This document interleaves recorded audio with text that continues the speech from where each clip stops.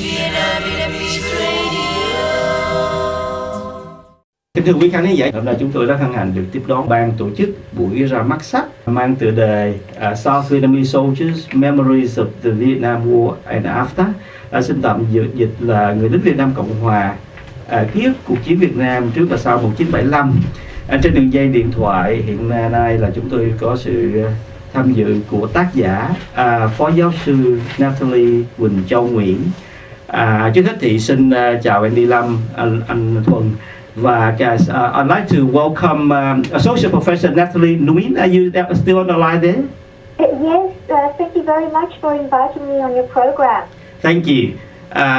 Thì cũng trước hết thì cũng có xin đôi lời giới thiệu giáo sư Natalie Nguyễn là ái nữ của ông Nguyễn Triệu Đan, theo tôi hiểu là từng là cựu đại sứ Việt Nam Cộng Hòa tại Nhật Bản. Vâng.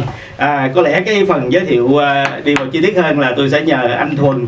Và theo tôi hiểu thì giáo sư Natalie Nguyễn là đã sinh trưởng ở nước ngoài một thời gian khá lâu và cũng có nhiều cái công trình nghiên cứu, và giáo sư Natalie thì có thể tiếp chuyện với chúng ta và giải thích những cái vấn đề nội dung một cách chi tiết và suôn sẻ hơn bằng tiếng Anh. Thì chúng tôi sẽ cố gắng tóm lược lại một vài phần bằng tiếng Việt. Trước hết thì xin chào anh Thuần.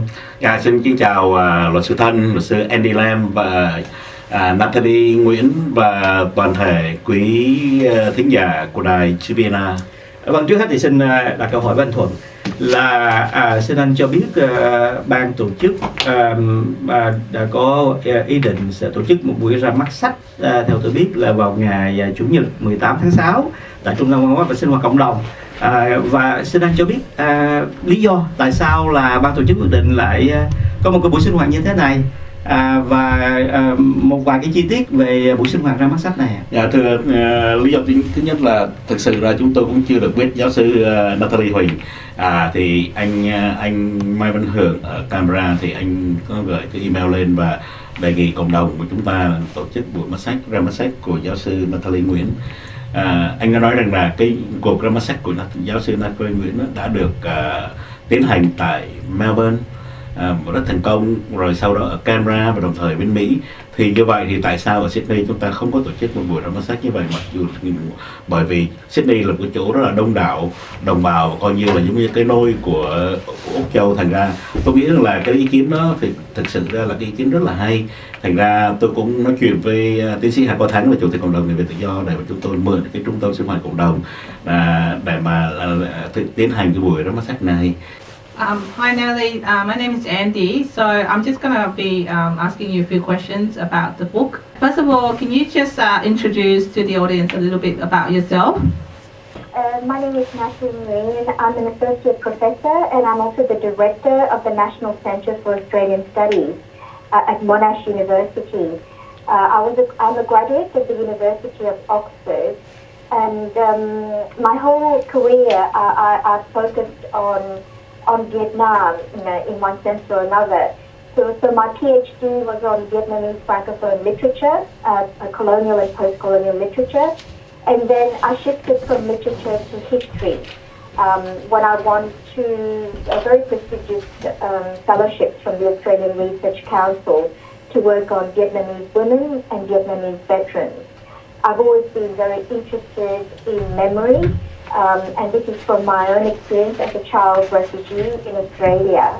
And I wanted to explore the histories of the South, of South Vietnam, especially, after the fall of Saigon and the repercussions for the soldiers and the people of South Vietnam. Thưa anh Thuần, một cuốn sách theo tôi hiểu thì là một cái sách viết bằng tiếng Anh. Và trong cái buổi ra mắt sách này thì theo tôi hiểu là giáo sư Natalie cũng sẽ trình bày bằng tiếng Anh. Rồi như vậy thì những đồng hương đi tham dự mà những có thể là các bác lớn tuổi hơn đó, mà để cho thuận tiện các bác theo dõi để cái chương trình đó, thì không biết ban tổ chức có những cái phần nào bằng tiếng Việt hay là có thể tiến hành một cái buổi sinh hoạt như vậy bằng song ngữ hay không, và những cái khó khăn để mà tổ chức một cái buổi sinh hoạt bằng song ngữ là nó như thế nào? Thực sự ra nó như thế này là giờ giáo sư Natalie Nguyễn thì thực sự ra là sinh trưởng thì ở ngoại quốc, còn tất cả những cái thời gian mà lớn lên thì ở nước ngoài. thành ra ngoại trừ những cái mà tiếng Việt thông thường ở trong gia đình thì rất là khó khăn để mà diễn tả bằng tiếng Việt cho đồng hương để hiểu. Thành ra giáo sư, đó là lý do tại sao mà giáo sư Natalie Nguyễn là chọn nói chuyện bằng tiếng Anh, tại vì nó có vẻ nó comfortable, nó được thoải mái hơn. Thì chúng tôi sẽ có những cái một người để mà tóm tắt lại những cái gì bằng tiếng Anh mà chuyển qua bằng tiếng Việt. Thì cái thời gian nó có hạn, thành ra chúng tôi không thể nào mà trung dịch toàn bộ được. Can you tell us or provide us with a summary of what is the book about? Yes, well, the book focuses on the missing dimension of the Vietnam War, in terms of the English language historiography of the war. So it focuses on the men and women who served in the Republic of Vietnam Armed Forces, or the RVNAF. And it focuses on service personnel from all branches of the RVNAF, and also the Women's Armed Forces Corps. It contains the histories as well as the testimonies of veterans from all these services. Thưa anh Thuần, theo tôi hiểu thì trong thời gian qua cũng có đã một vài cái quyển sách viết về người lính quân lực Việt Nam Cộng Hòa, và đa số thì viết bằng tiếng Việt. Thì dĩ nhiên những cái người mà thế hệ lớn tuổi thì đôi khi đọc để tìm thấy những hình ảnh của đồng đội của mình và những cái trận đánh mà họ đã từng tham gia. Nhưng mà theo tôi biết thì trong quyển sách này thì một số thành viên quen thuộc trong cộng đồng cũng đã được giáo sư Natalie phỏng vấn và có ghi nhận lại các quan điểm. Tuy nhiên mình nhìn một cách xa hơn đó, thì đối với thế hệ trẻ, thế hệ con cháu của những người lính quân lực Việt Nam Cộng Hòa thì hình như cũng chưa có những cái tác phẩm nào bằng tiếng Anh viết về người lính Việt Nam Cộng Hòa là cái thế hệ cha chú bác, để cho cái thế hệ trẻ Việt Nam ở ngoài hiểu được. Thì không biết cái quyển sách này có đáp ứng được một cái nhu cầu nào đó hay không về cái khía cạnh đó? Vâng, thì đó cũng là một lý do mà để chúng tôi như là quyết định là để chúng tôi sẵn sàng giúp đỡ giáo sư Nguyễn Trần Châu để mà ra mắt cuốn sách này đối với đồng hương, giới thiệu cuốn sách này đối với quý đồng hương ở Sydney, là bởi vì về cuốn sách này nó nói về những người lính. Thì cái đối tượng của chúng tôi là những đối tượng mà họ hiểu được tiếng Anh, đọc được tiếng Anh, và những thế hệ thứ hai họ lớn lên, họ không có những cha ông là những người lính Việt Nam Cộng Hòa, để họ có thể họ thông cảm hơn, họ nhìn họ với có những nét mà họ hiểu tại sao nó lại là như thế. Đôi khi có những cái mà nó sự khác biệt giữa hai thế hệ, thì đây có thể là một cái stepping stone, tức là một cái gạch nối để mà xóa đi những cái ngăn cách của giữa hai thế hệ. Natalie, how long did it take you to write this book? The research took place over 4 years, and it is also based on an oral history collection that I created and established at the National Library of Australia. So the oral histories of these former soldiers are going to be preserved in perpetuity because they are part of the history of Vietnam. And at the moment, Vietnam does not acknowledge these histories. It has erased the history of the RVNAF. So this is a way of preserving these very important histories and making sure that they will be accessible to future historians and future generations.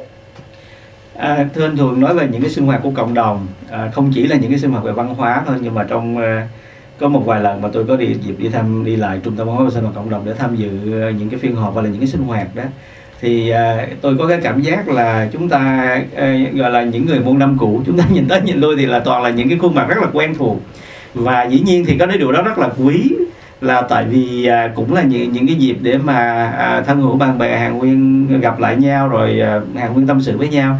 Nhưng mà có lẽ nhìn về tương lai xa hơn đó, thì chúng ta cũng mong muốn nhìn thấy trong mọi sinh hoạt của cộng đồng, đặc biệt là sinh hoạt văn hóa và ra mắt sách, thì chúng ta có sự tham dự của thế hệ thứ nhất, nhưng mà cũng có được sự tham dự của thế hệ thứ hai, thế hệ trẻ hơn. Là tại vì nếu như mà chúng ta không lôi cuốn được thế hệ trẻ đó, thì một ngày nào đó những cái sinh hoạt về văn hóa ra mắt sách, hoặc là ngay cả những cái ngay cả cái vấn đề mà sinh hoạt cộng đồng thôi, nó cũng rốt riết rồi nó cũng hết người. Tuy nhiên khi mà chúng ta có những cái sinh hoạt mà để có sự tham dự của cả hai thế hệ như vậy đó, cái điều quan trọng là làm cách nào để chúng ta lôi cuốn được cái thế hệ trẻ, họ sẵn sàng họ đến trung tâm sinh hoạt cộng đồng để tham dự vào những cái sinh hoạt văn hóa như vậy. Làm sao để một ngày nào đó cái tỷ lệ tham dự đó là không phải là bây giờ là 99% là thế hệ thứ nhất và 1% là thế hệ trẻ, mà chúng ta phải cân bằng nó lại là ít nhất là 50-50. Tình tướng của tôi xin thưa luật sư Thân và toàn thể quý thính giả, thì thực sự ra đó là điều mà chúng tôi rất là đắn đo để mà suy nghĩ làm cách nào để mà cái buổi ra mắt sách này nó lôi kéo được một số những thế hệ trẻ. Thì chúng tôi đã không thể nào bật mí nhiều hơn, nhưng mà chúng tôi sẽ có những cái người nói lên cái view, cái tầm nhìn và cái ý nghĩ của họ về cuốn sách là của cái thế hệ thứ nhất. Mà đồng thời chúng tôi cũng mời được một em là sinh viên để họ là từ những thế hệ thứ hai, họ nhìn về cuốn sách như thế nào, họ nhìn về cái memory, những thế hệ cha ông như thế nào, thì họ nói lên cái cảm nghĩ của họ. Là từ từ tôi muốn là họ dấn thân vào tham dự vào những sinh hoạt của cộng đồng trong tương lai. Natalie, with this book, what is your aim? What do you expect from the readers? What would they get out of this book? Well, it depends who the readers are. Obviously, I'm aiming this. I would like readers to find out about the South Vietnamese experience of the war, because that's an element that's missing from the historiography of the war. So I hope that people will read the book and find out, oh, so this is how the South Vietnamese felt. This is how South Vietnamese soldiers, experienced the war. These are their memories. These are the ways that they responded to events, and these are their lives, after the war as well. I hope it will be of interest, because I've been following the discussions. Obviously, they've been discussing the issues of, the older generations and the younger generations in the Vietnamese community, and hoping that this will, interest the second generation in Australia. Obviously, I'm hoping that it will be a cross-generational dialogue, and that younger Vietnamese who obviously have no knowledge and no experience of the war will be interested in reading this history, because in a way this history is in the process of disappearing. Many of the veterans have already died, and so the first generation in Australia is we're losing that first generation. So it's very important in terms of the history of our community, and in terms of the second and third generations, knowing this part of their history, to have this history recorded in books like mine. Trên thường thì khi chúng ta nói đến cuộc chiến Việt Nam, nó không thiếu tác giả viết về cuộc chiến Việt Nam nói chung cũng như về người lính Việt Nam Cộng Hòa nói riêng, nhưng mà có đa số những cái tác phẩm mà viết bằng tiếng Anh đó, thì là của những người ký giả hoặc là những học giả. Và trong đó thì phải nói là cũng có một số đông thành phần đôi khi họ có những cái nhìn rất là phiến diện, có những cái nhìn từ một cái người ở bên ngoài cuộc chiến, và có những cái đánh giá có thể nói là tiêu cực, nếu mà không muốn nói là có ác cảm với người lính Việt Nam Cộng Hòa. Thì cái tầm mức quan trọng là chúng ta có những tác giả là hiểu biết về, là chính là những cái người trong cuộc nói lên cái tiếng nói của mình, nhưng mà viết bằng tiếng Anh để chia sẻ những cái cảm nghĩ của những người trong cuộc, những người ở trong cuộc chiến, chính là nạn nhân của cuộc chiến, để nói lên, để giành lại công đạo, hay là nói lên những cái tiếng nói trung thực cho cộng đồng quốc tế. Mức độ quan trọng của nó là như thế nào? Thì thực sự nó rất là quan trọng, là bởi vì những người mà ngoại quốc họ viết về cuộc chiến Việt Nam thì họ rất là chủ quan và họ nhìn theo cái cảm tính của họ.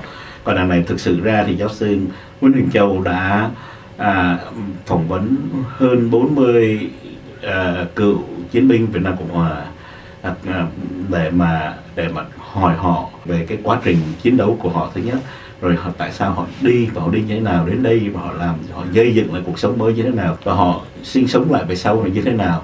Thành ra đó là những cái mà rất là trung thực, một phần của mình và một phần của tất cả những cái đồng đội đã đi qua được bến bờ tự do. Còn những người ở lại Việt Nam thì sao?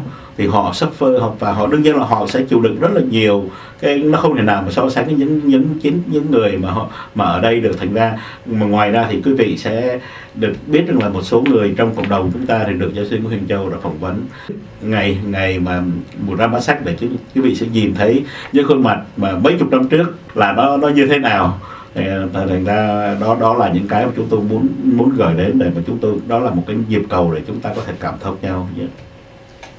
So Natalie, at the beginning, when you first started this book, obviously you might have a different perspective. When you completed this book, did your view change?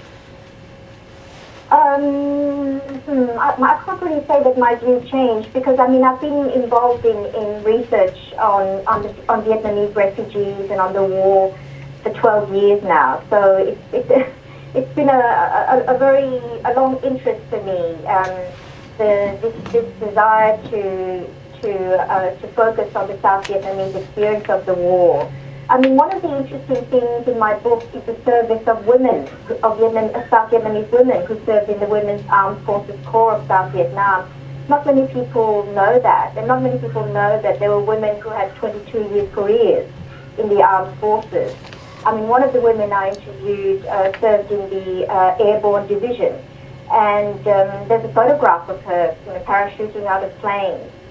So there are a lot of fascinating stories and accounts, including that of an elderly gentleman who served in 3 wars, in the Second World War, the Indochina War, and the Vietnam War, because he was born in 1917 and volunteered to go and serve in the French army during World War II. So there's a wide variety of voices. I mean, some of the most distressing ones are soldiers who were very severely injured during the war and who lost their legs and then lived lives of great suffering and poverty in Vietnam in the post-war years, because obviously the Vietnamese government does not acknowledge their service or their history. From my point of view, before doing this project, I'd had a lot of experience speaking to Vietnamese women, including women who served in the armed forces. What this project revealed was the histories of men, the very painful, personal histories that are revealed through these interviews. Overall, the book is based on 54 oral history interviews, so a very substantial number of interviews, and they also include interviews with the children of veterans, and that's also a topic that it can be really sad and painful, because a lot of children, saw their fathers or their uncles serve during the war. And after the war, most of these men were interned in the so-called re-education camp, the bamboo gulag, and a lot of people were also forcibly de-urbanized and displaced to the so-called new economic zones. So there was a huge amount of trauma and suffering, in South Vietnam after the war, and this is what led to this massive refugee exodus in the post-war years. So my aim really was to convey this history to others and to convey the stories of these veterans, because they could not recognize their own stories in many of the history books that have been written by others on the Vietnam War. Anh Thuần, bây giờ thì chúng ta phải đi đến cái câu hỏi cuối. Xin anh cho biết lại chi tiết của cái buổi ra mắt sách này, cũng như anh có lời gì chia sẻ và kêu gọi với quý đồng hương và phụ huynh và con em. Tại vì nếu mà một cái quyển sách mà bằng tiếng Anh mà nói về thế hệ cha ông, về người lính Việt Nam Cộng Hòa, mà nếu như thiếu vắng cái thế hệ trẻ thì đôi khi nó cũng mất đi một cái phần nào đó. Dạ đúng rồi, thì thực sự là thì đây là phần chính, thì xin quý vị đồng hương hãy tham dự đông đảo cho cái ngày ra mắt sách này. Thứ nhất đó là tại Trung tâm Văn hóa và Sinh hoạt Cộng đồng số 6 BB Place in Bonnyrigg, vào ngày Chủ nhật 18 tháng 6 2017 từ 1 giờ 30 cho đến 5 giờ 30. Đây là một cái cơ hội để chúng ta tạo những cái niềm thông cảm như của chúng ta đối với con em chúng ta. Đó, thành ra chúng tôi xin quý vị như là đồng hương mạnh dạn và rủ nhau đông đảo để tham dự, thì chúng ta có thể mua cuốn sách này về để cho con cháu chúng ta đọc, để cho các cháu có thể thông cảm được cái thế hệ của chúng ta đã đấu tranh như thế nào, đã chiến đấu như thế nào cho lý tưởng tự do. Và nếu mà có thể chở con em mình đến tới tham dự để lắng nghe giáo sư Natalie Úc-Châu Nguyễn là giáo sư của Đại học Monash nữa thì có vẻ cũng có thể là tốt hơn. Dạ đúng rồi, vâng. Thì đó là cái sự tham gia của các cháu, nó là một cái điều rất là khích lệ giữa cục châu An tổ chức và nó nói chung và giáo sư của Úc-Châu nói riêng. Yes, thank you, Natalie. It was a pleasure for having this interview here today with us, and we wish you all the best for the book launch event. So, thank you very much for inviting me. Thank you. Vâng, kính thưa quý khán thính giả, quý vừa theo dõi cuộc phỏng vấn của chúng tôi với luật sư Nguyễn Văn Thuần và giáo sư Natalie Úc-Châu Nguyễn về sinh hoạt ra mắt sách Người lính Việt Nam Cộng Hòa, ký ức của cuộc chiến Việt Nam trước và sau 1975. Và cũng xin một lần nữa thay mặt cho ban tổ chức kêu gọi tất cả quý đồng hương, và đặc biệt là ráng làm sao quý vị khuyến khích được con em đi tham dự buổi ra mắt sách này, là tại vì có lẽ quyển sách này là món quà tặng tinh thần của giáo sư Natalie đến với các em. Các em có thể tìm được, có thể cảm thông được những trải nghiệm mà thế hệ cha ông là người lính Việt Nam Cộng Hòa đã trải qua. Và đối với những người lính Việt Nam Cộng Hòa thì giống như hồi nãy anh Thuần có nói, khi đọc quyển sách có lẽ các vị cũng tìm thấy một mảnh đời của mình ở đâu đó, hoặc là cá nhân mình, hoặc là đồng đội của mình ở đâu đó ở trong quyển sách. Một lần nữa xin cảm ơn anh Thuần. Dạ, xin cảm ơn luật sư Thân, Andie Lâm và giáo sư Nguyễn Úc-Châu và toàn thể quý thính giả của đài Vienna.